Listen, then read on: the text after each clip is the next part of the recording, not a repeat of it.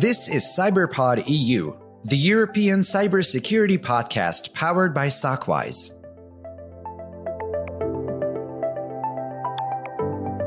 So as we did this investigation, we ended up finding 3 employees that looked to have taken sales material and classified companies' vital information and were walking to a competitor with that piece of information. Now it's almost 300 days until they realize that they already been hacked, or just that was an accidental data breach.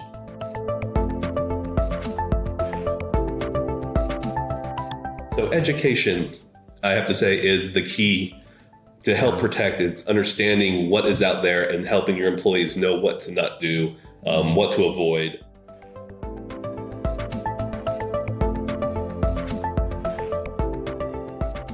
Hi everyone, and welcome to a new episode of CyberPod EU. Today I had a very interesting talk with Morgan Alexander, Chief of Cyber Forensics of the cybersecurity provider Quantum Cyber Lab.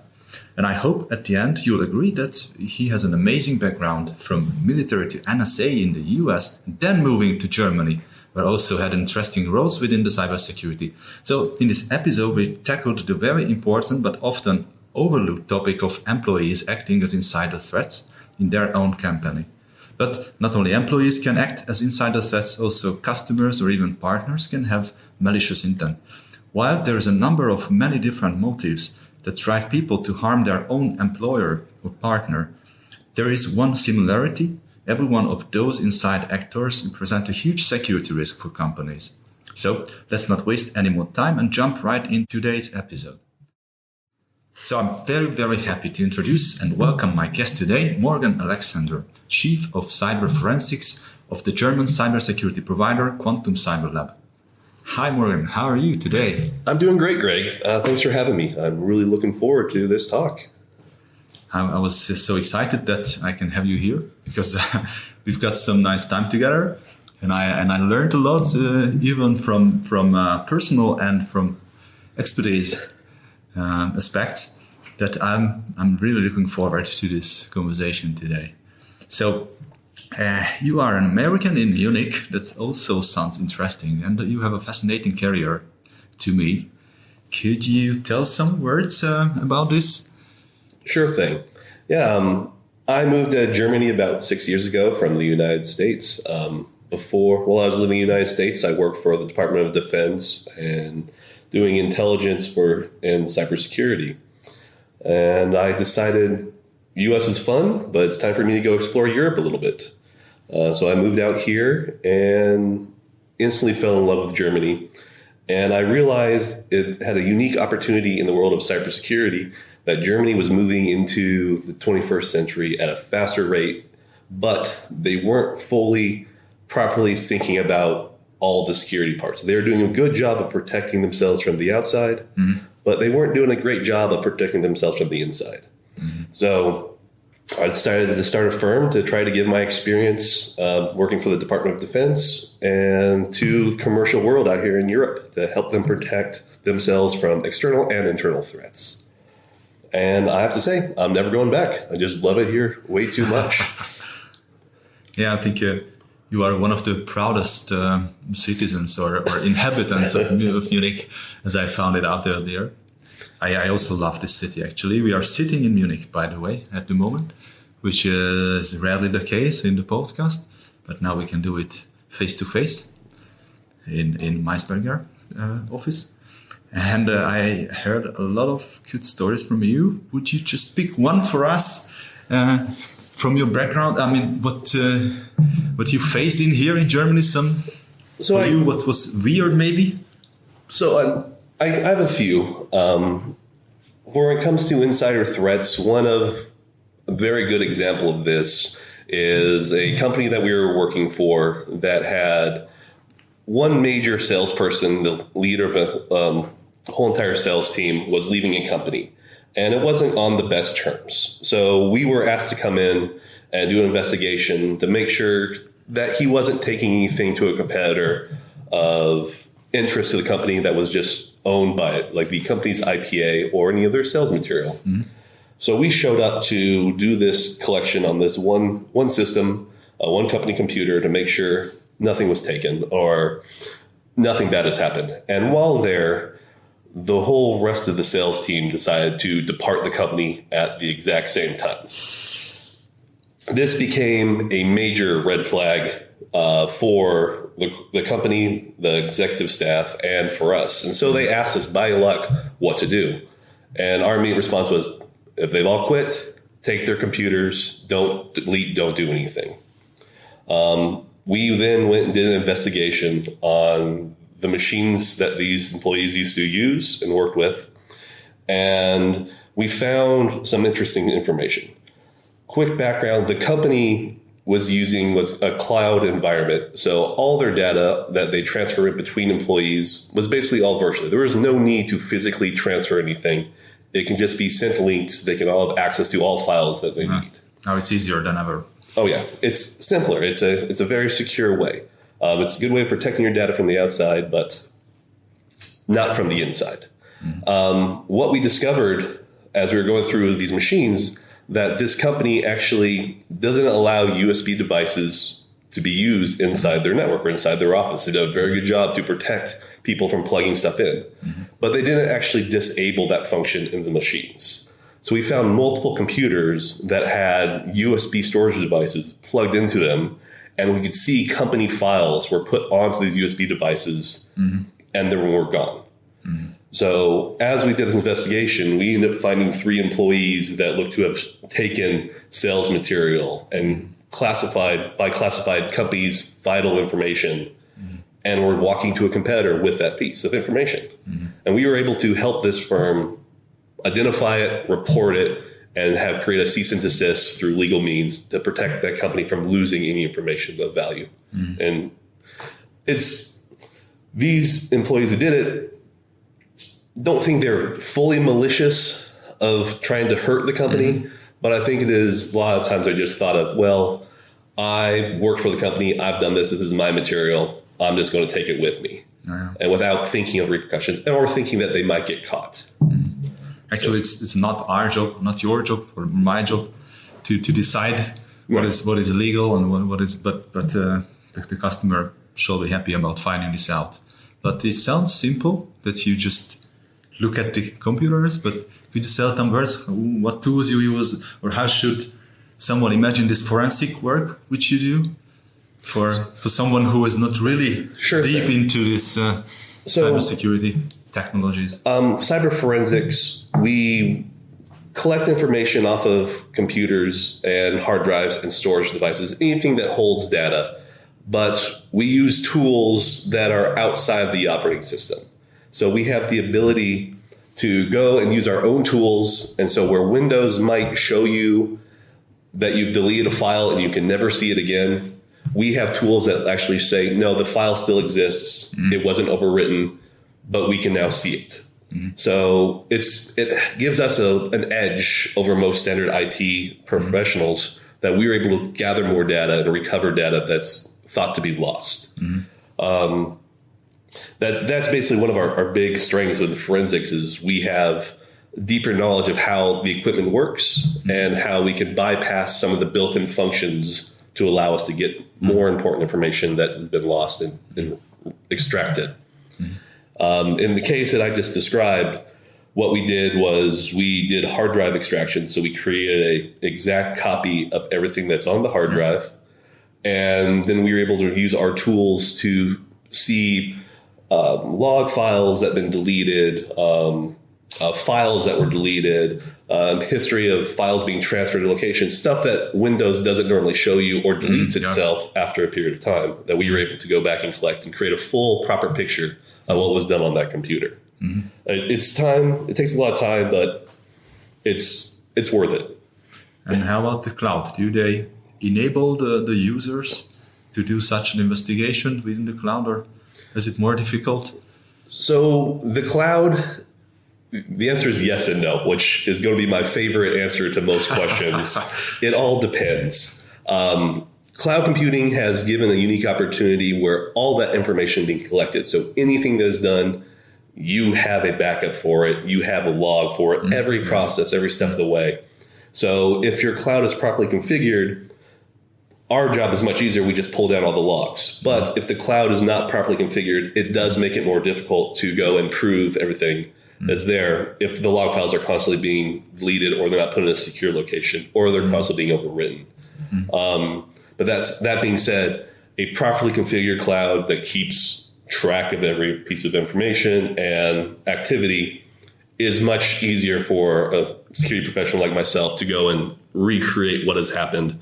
And also for companies, it's a good way of making sure that their data isn't lost or accidentally deleted, that they can rebuild that. Thank you. And this was a typical story of an insider threat, I think. But you've got other experiences in here. So what would you say, if I may, some addition to this question, that regarding the typical German Mittelstand, what we say? So what are their, according to your experience, what are the biggest weaknesses? What should they take care of more?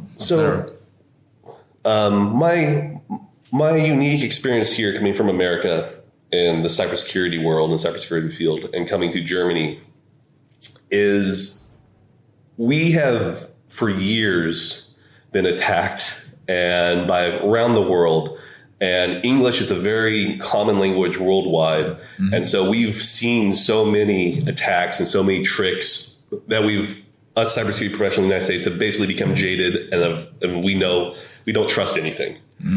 But here in Germany, the German language, I think, has really protected Germany for the longest time from these type of attacks. It wasn't an easy language to just write up and send to people. So people who German isn't their first or second or third language weren't writing attacks and exploits and attacking them here. So a lot of the attacks were in English, and the Germans would just delete it.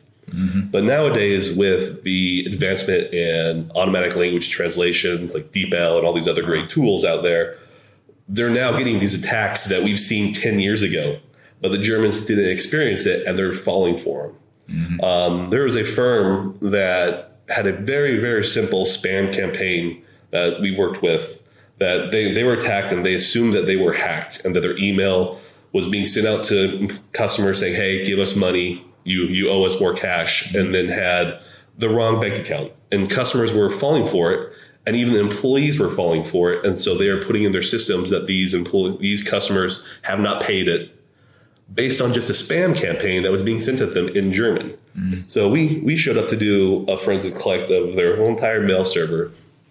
And what we ended up realizing, they were just running Windows, an old version of Windows. They were running an old version of Microsoft that had no spam filter capability. And they've been sitting like that for the last 7 years and just decided we don't need to update anymore. And so what they thought they were getting real hacks. It was just a simple, easy bot campaign that was being sent at them. And they just wasted their time, money, and resources, and made their customers trust them a little bit less because they're being exploited. But it's one of those, the actual translation of this this phishing campaign was quite literally an email I think I saw back in like 2001.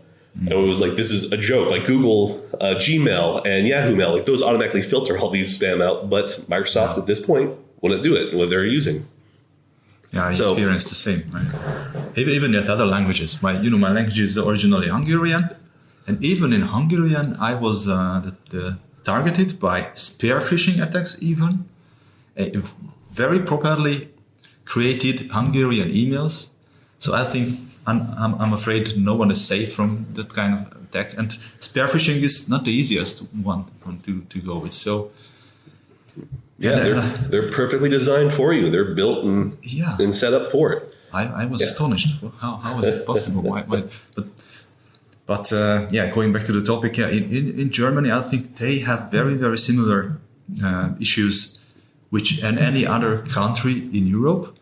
Maybe one difference is that the economy is stronger here, so that they assume, on the ethical side, that there is money that they can steal.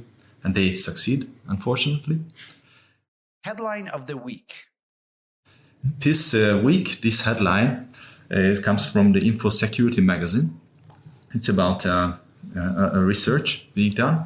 The title is Home Working Drives 44% Surge in Insider Threats. And I just shortly summarize it for the listeners. So according to a survey, insider threats cost organizations an average of over 15 million annually to remediate last year. The frequency of incidents per company also increased, with 67% of companies experiencing between 21 and more than 40 incidents per day, up to 60% in 2020. Malicious intent is also a major cause of insider threats, accounting for a quarter of incidents at an average cost of $648,000 to remediate. Once again, the work from home mandate has driven this trend, allowing employees more remote access to sensitive data. So, simply, what's your opinion about this topic? You've already mentioned some insider threats. Yeah. So in the age of post-COVID, working from home is almost a necessity at this point in time. We've shown how productive people can be working remotely. Yeah. I'm a huge proponent for working remotely, but there is a major vulnerability in people working from outside of their current IT infrastructure. A lot of companies tried to adapt what they had to support their employees going home, but their initial IT security wasn't designed for remote working. Yes, there are great tools out there that can help protect you, but a lot of these people are being sent home with their machines and their home network, or they're not working from home. They're working from a hotspot or a local restaurant and using that. And any place where you can connect can be exploited. Unless you're using some proper VPNs or proper encryption of your data going back to your company and protection, there's a good opportunity that you can be attacked from outside. The biggest threat in the United States, we had a big push for bring your own devices to work. And it's a brilliant principle. It's using infrastructure from your employees. They're happy with it, so there's no training on the device. But it has a major security vulnerability of you're bringing in external devices that aren't fully protected by your IT department. They're not being kept up to date. They're not fully being managed. So there's a lot of risk to that. And I think might be that for the listeners, it's not obvious what does really insider threat mean. To me, it's always surprising a bit that the careless or negligent employee or contractor is the biggest risk in these terms. So it is not something that they are a real attacker. They're just careless. Sometimes, to an extent which is unbelievable. But dear listeners, please take that into consideration. That if you are just not configuring your own computer like your company asks you to do, you are one of these insider threats right now. Have you seen examples like that? So to this negligent? Oh yes, it's behavior. Cybersecurity. Most people just think that's the job of the IT department, and they're responsible for that. Or there's a cybersecurity professional. Cybersecurity for a company is everybody from the person working the front desk to the person working the very top of the office. So it comes down to everybody need to protect their company. A quick incorrect link or good example is people who are using their work logins, their work passwords. They're happy using the same one over and over again. Your IT department should have a policy to have you reset and your password at least every 30 days and not use the same password over 5 or 6 times at least. Preferably never use the same password again. But there's people don't really work that way. They like to use their own passwords on multiple things. It's just easier for them. It's understandable, actually. It's pretty difficult. Exactly. Without a password manager. So, but people will go and log into certain websites or sign up for email blogs or anything and use their work email and then not even thinking about use the exact same password that they use for their home devices on these other websites. And they don't realize that some of these websites could be exploits, some of these websites could be actual traps, or these can be legit websites that they've been hacked and all that information has been collected and malicious actors now have access to it. So that is a very common and very, very simple example of what's out there. Just no one trying to do anything malicious, but giving the opportunity for exploits by malicious actors by ignorance, by not understanding the risk that is out there. So education, I have to say, is the key to help protect, is understanding what is out there and helping your employees know what to not do, what to avoid. And that's just some easy collect. There's also more aggressive attacks on companies trying to do physical exploitation, where an employee might find a USB device that was set down on the ground, or they found it in the parking lot of their company and they're just curious, they plug it in. And there's a malicious code in there that affects their network, maybe allows access, encrypts their network, just does damage. They had no intent of doing harm, but it was pure accident. Somebody else created a possibility of them being exploited. They just became an unwilling participant. As I understood, you already help your customers finding out what is, if they are already being hacked, not just from the aspect and from the direction of forensics, but from threat intelligence collections. Can you mention an example? So what happens when the companies face the reality that their information is already leaked? What kind of information can you find of a company in these cases? No problem. There are companies that their whole life is basically monitoring and collecting information from the dark web and from hostile actors, and just collecting internet information and scanning it for things that were stolen or vulnerabilities. A good example, we had a customer that we approached and said that they were having an issue, and we looked at their network and did a forensic case. But while there, we saw their network wasn't really up to snuff. They had a lot of vulnerabilities that they needed to do. Their IT department was being underfunded, and they weren't putting a lot of belief in that they would be a risk. Now, this company makes $300 million a year, so it's a very large company, does very well for itself. But we came in and said, hey, you should do this. You should do a little bit more security of this. And they said, thank you, we're fine. We have not really been attacked in the past. No one wants to come after us. So one of our solutions was a dark web scraper. And we just did a quick look on their company's domain. What has been released to hackers and malicious actors? What have they seen? And within 5 minutes, we found full credentials of the CEO, all of his email account passwords, all of his personal information, all of these stuff that was easily could have been protected. But they didn't think it. So we came back and said, listen, we understand that you don't think you've been attacked. You think an attack is just your whole entire infrastructure shutting down and nothing there, which is the worst case scenario. But look what's already out there. There is the opportunity. Like there is smoke. There may not be fire yet, but it is getting closer, and you should definitely look at this. And so they changed their tone. They put more money into their IT department and started increasing their security and created a training pipeline for that to teach your employees what's the risk out there and to reduce their vulnerabilities, which was a smart way of doing it. Yeah. So finding credentials, for example, on the dark web, I think it's also very likely that the root cause was an insider threat. So some kind of a negligent behavior of maybe even the CEO. That could be it. Or the people using unsecure websites or going to web pages that pulls that information down and going to places they shouldn't be. Not probably on purpose in this case, probably accidental, but they get collected and they don't realize it. Or they could have done everything right.